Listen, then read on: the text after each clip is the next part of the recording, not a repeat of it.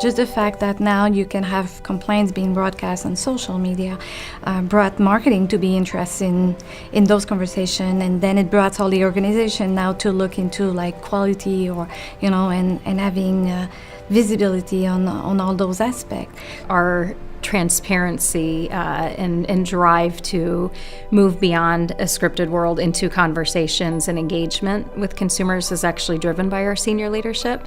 I've always said that consumer affairs is wearing two hats, because on one hand we're speaking to the consumer and we're the voice of the company to the consumer, but the other side is we're speaking to our company and giving our company the feedback from the consumer.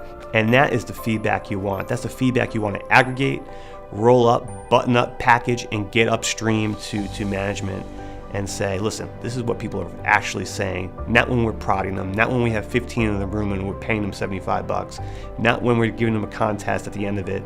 There's a huge amount of data that comes in through customer care, and they're able to look at that data and tell a story. So whether it's talking to product development and engineers about how the product can be better, what the consumer needs, where the consumer feels like the product or service isn't quite meeting their expectation. We've always had the data. We didn't mine it in the same way as the tools allow us to do now.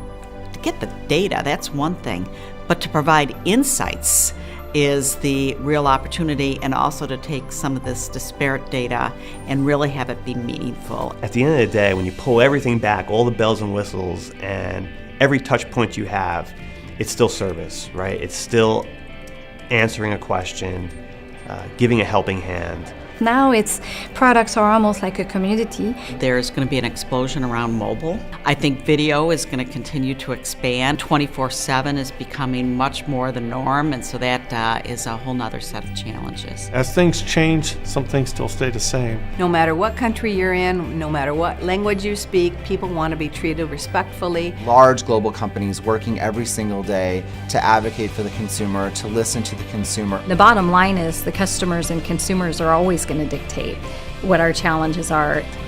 And that will never change, right? You just can't change that. If companies are not getting more consumer-centric, I think they're going to have long-term challenges. It's a hard thing to always be customer-centric. That is the future.